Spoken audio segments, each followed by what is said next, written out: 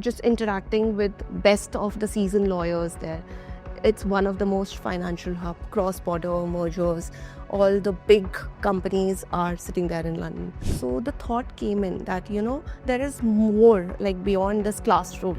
There is more, and especially for legal, when you interact with your clients, you need to have a understanding of the surroundings. Exactly, doing LinkedIn research, talk to the professors. I mean, it's very reachable nowadays. You can search for like any university and you will get from alumni to professors, you will get a list of people. If you have done your education in English medium throughout, many universities, they refrain you from giving those IELTS tests. I love data. It resolves misinformation. Let's talk to experts, analyze news, and smartly plan your study abroad journey. Hello aspirants, welcome to Videshi Chai.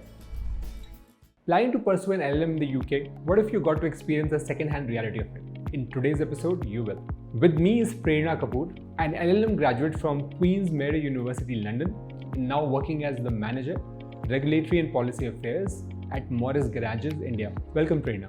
Hi, Prerna. Thank you so much for doing this. Thank you so much for inviting me to your podcast. It's a pleasure. Thank you. You tell me that you always want to do a study abroad experience, but did you always have masters in law specifically in your mind? Have you thought about that? Actually, studying abroad was also not in my mind when I started my graduation, to be honest. I started with LLB, BA LLB, and I was doing the course from this university in Gurgaon. So it was very limited to only classroom understanding that the back-end education system that is going on, it's a classroom study, subjective-based hai. But that's when I realized that, there is more into the education system that you can learn. It's about navigating your understanding to a global level and understanding your, horizon, building your horizon, creating a new space for yourself. So that's when I thought of why not explore masters from, abroad. And that's how the thought came into my mind, and I started researching about it while I was doing my graduation.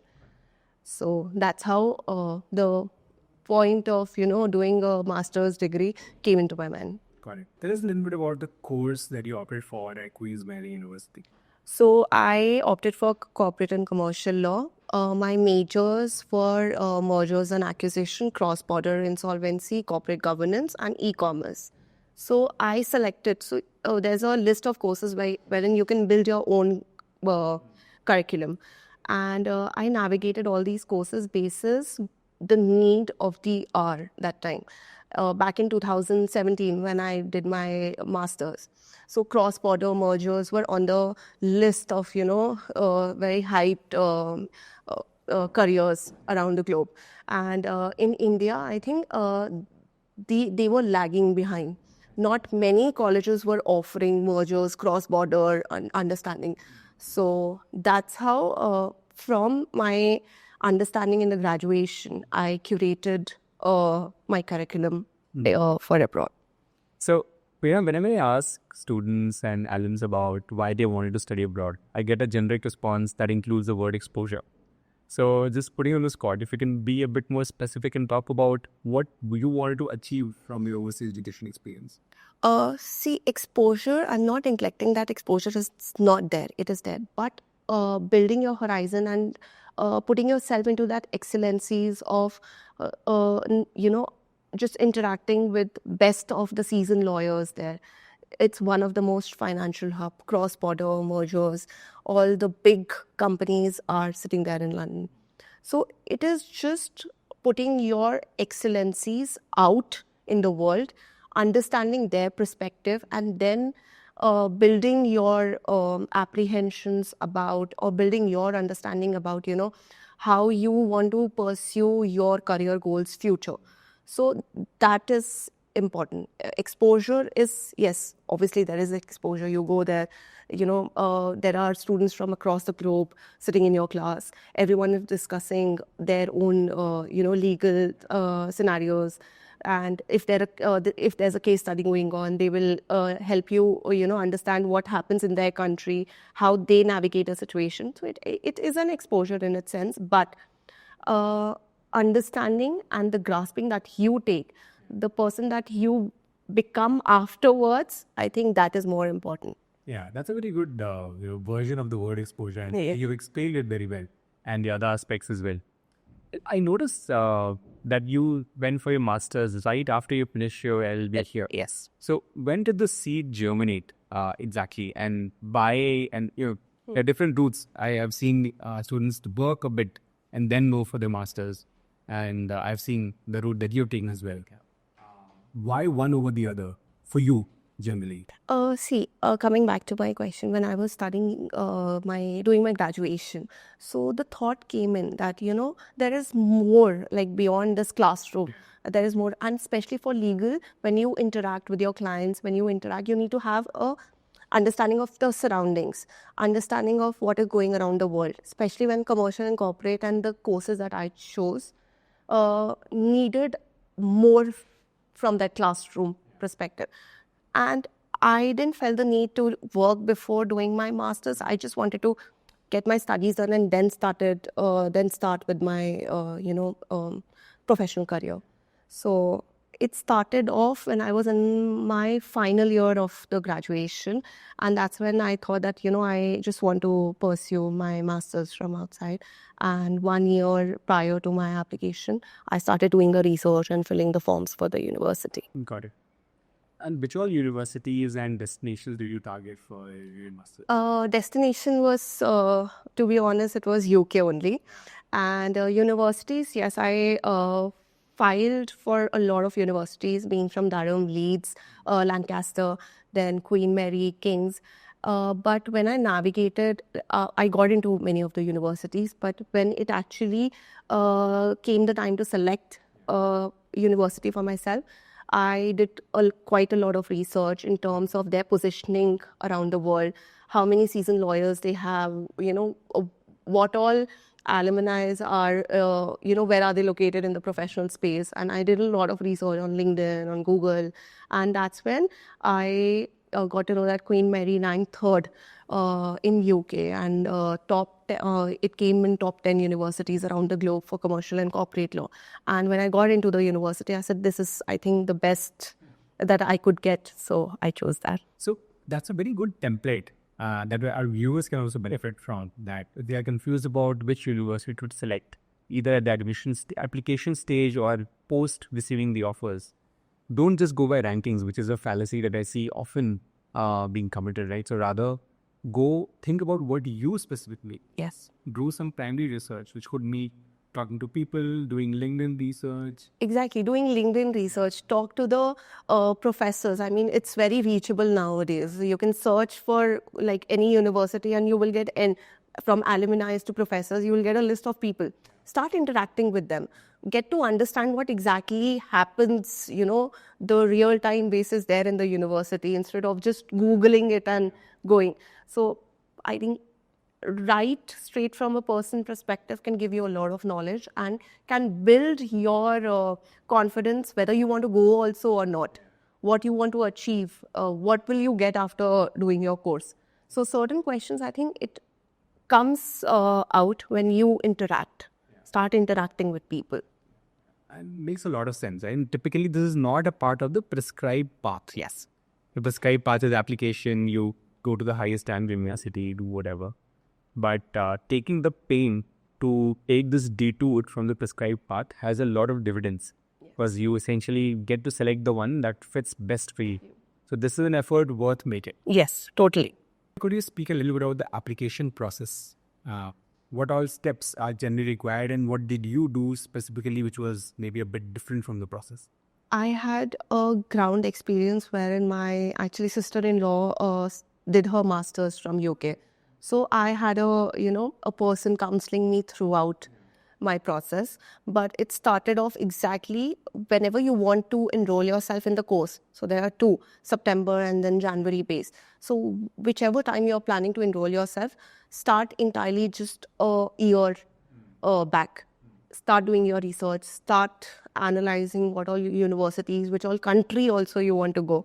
So start with the basics first, and then build a very strong SOP, statement of purpose, what you are, why you want to pursue, what you have achieved till now, what you want to achieve in the future, where will the university help you navigate. So everything should be very impactfully and strongly and straightforwardly written in that SOP. I think that makes an impact for your application. And I did my SOP. I went to my sister-in-law. She guided me, and it came out very well. I got selected in most of the universities. So that's when the SOP gets finalized, you get a call from the universities. Then you make a choice on whether which university you want to go. Start asking the university questions about the curriculum they offer. What all curriculums have landed up, like alumni have landed up where. So you can ask these questions from the university also. And I would prefer if people can take up any counselor also if they want. Like I took the help of a counselor also, because the timelines to file a lot of paperwork, your visa, university backend question, and everything requires very minutely. You sometimes tend to miss the emails also that you receive, because you're busy studying or might be busy somewhere.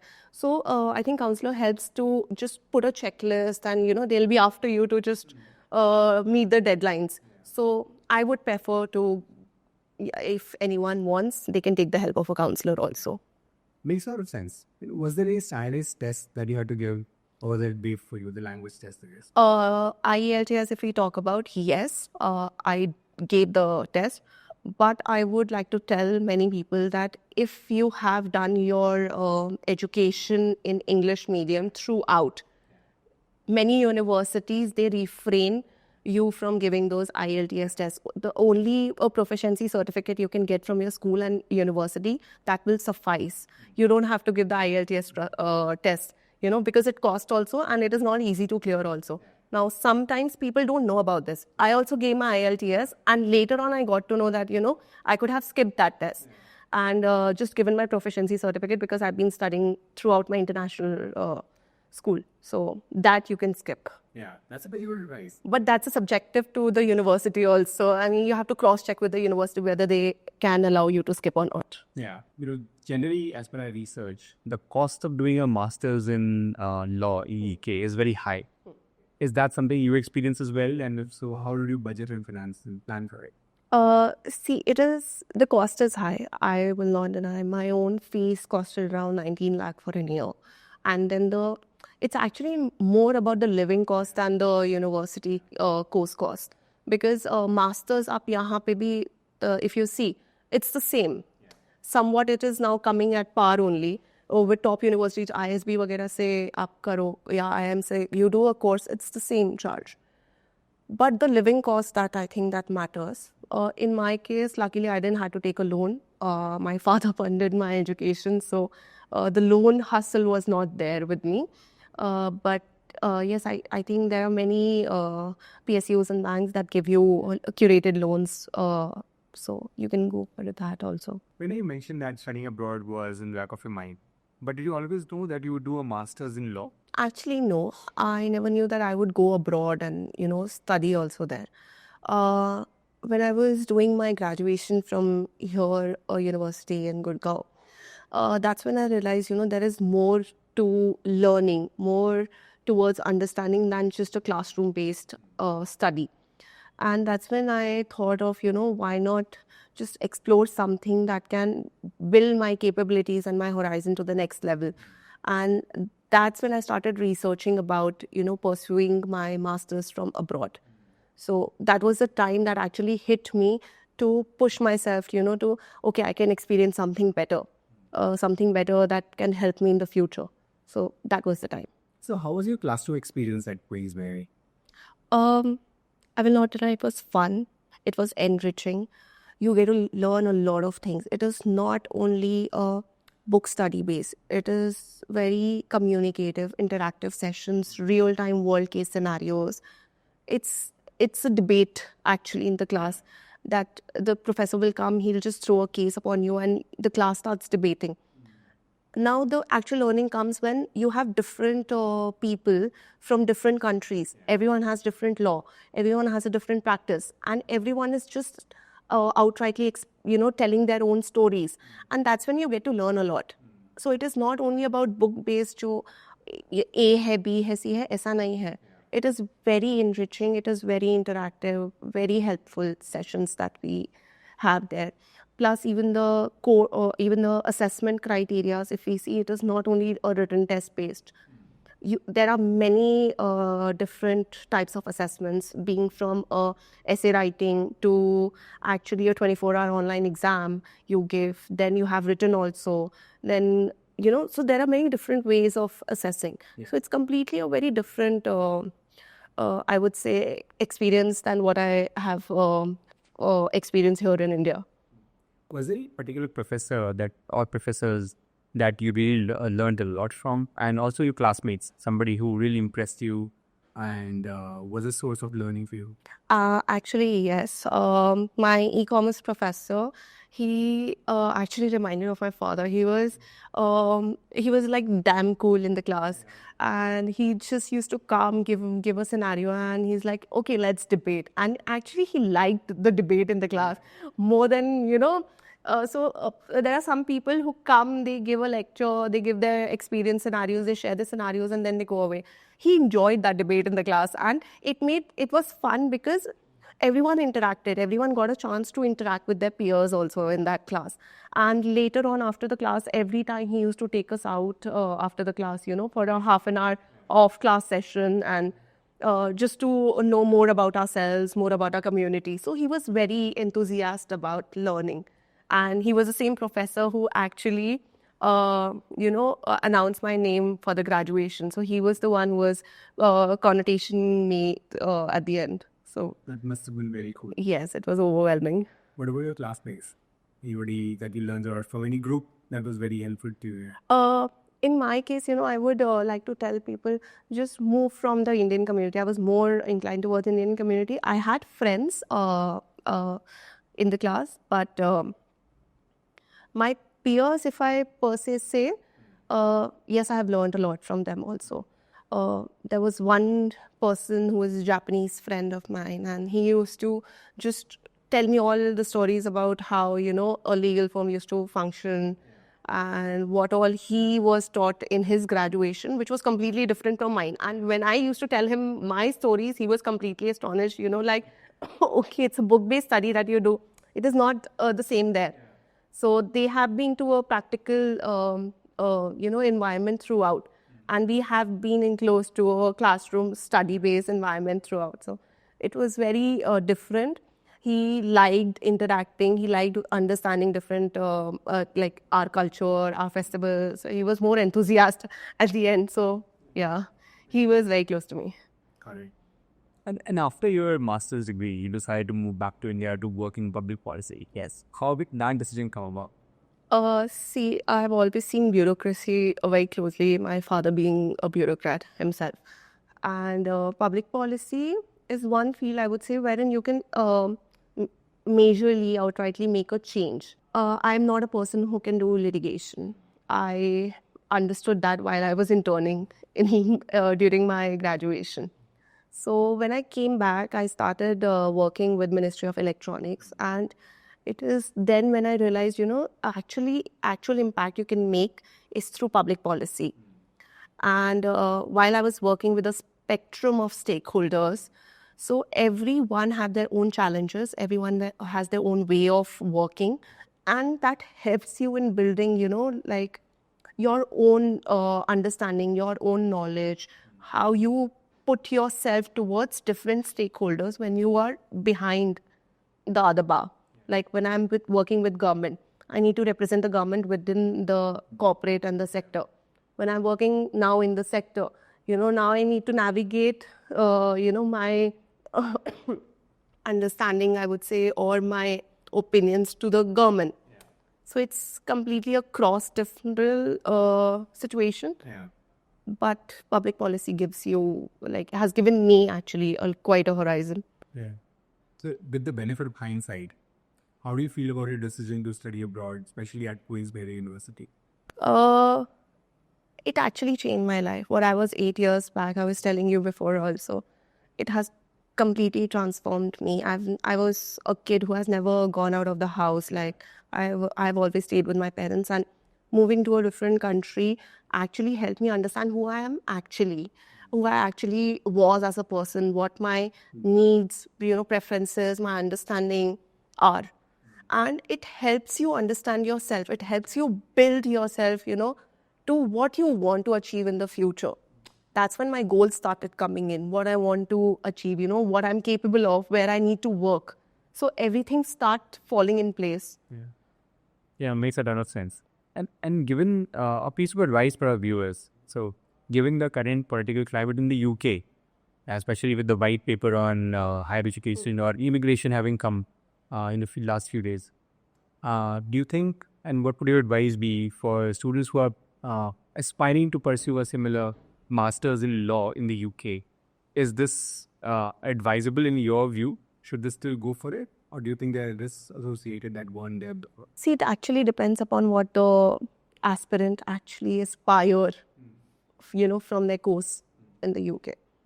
If you want to go, stay there and work, then you have to think differently. With the geopolitical situations, it is difficult nowadays. Then you have to navigate your networking, your understanding to that capabilities.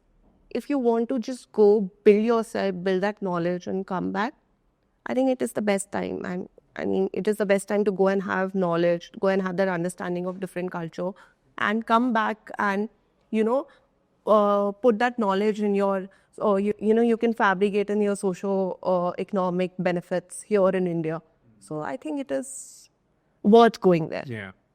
And in fact, I think in the year where you went, there was no prescribed limit. The 24 months limit that the students have, right, was the education.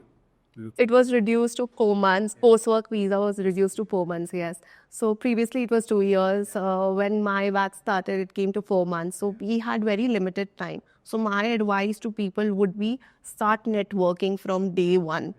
Start interacting with as many people as you can. London is a place where every day multiple workshops, seminars, interactive sessions are happening, are taking place. Just go interact with as many people as you can from day one, because you will not realize when that 1 year will, get over and it's time to come back. You will not realize. It just flies. So my advice is start interacting from day one. Start navigating your time. It's a very time-bound process. Enjoy yourself. I'm not denying the fact that you should not enjoy. But start building your timelines to what you want to achieve, how you want to navigate your whole 1 year. Start doing that. Yeah, it's a lot of sense. And we've talked a lot about advice and to-dos for our viewers. Let's talk a little bit about some not to-dos or things to avoid based on your experience. From your experience that you studied in London, what are maybe 2 or 3 things that you feel that you should not have done? You did and should not have done. Something that you learned the hard way that our viewers can avoid. Firstly, I think people misinterpret London being a very happening place. It is not, especially in the winters. So you tend to get sad. Sad is a seasonal alternative disorder. So you tend to, because of the climate, so you tend to get depressed. That happens. You have multiple mood swings and you will not get to see the sunlight. So that happens. So you just be beware of that, because वो हो रहा होता है, आपको पता नहीं लगेगा कि आपके साथ हो रहा है. Yeah. So just acumen yourself with the climate also, I would say. Network. I learned the hard way. I didn't start interacting. I was very introvert previously. So it took time for me to just open up to people and, start interacting. So that's when I understood that, it is very important to just network from day one. You're going there, you're spending a lot. Just make 100% out of that opportunity that you can. And thirdly, I navigated my house alone there. So I didn't have an accommodation when I went to London. I just took an Airbnb and I wanted to have my own place to stay apart from the student accommodation. So that is very difficult there, You tend to get very difficult, and it's a very difficult situation actually to find a place there. So please do your research before going. If you want to stay in a student accommodation, well and good, interact with the university, they will give you certain options. But if you wish to stay alone, just start before you are going there. Yeah. And I understand there are a lot of PDSA, purpose-built student house accommodation options available in London especially. So something, and these are options that you could book potentially from India as well. Yes. And so that would be a good advice. Yes, that's a list also that the universities give to you before. Yes. Very cool. Like, this has been super helpful. I'm sure our viewers are going to learn a lot from this interaction. Again, thank you so much for doing this. Thank you so much. Really appreciate it. Thank you so much. Amazing. Prerna, it was indeed a pleasure to talk to you. I'm sure after this episode, at least a few students might be interested in doing an LLM abroad. Thank you, Prerna, and thank you so much to our listeners for tuning in to Videshi Chai. Don't forget to share this video with those aspiring lawyers. Until next time, keep your chai strong.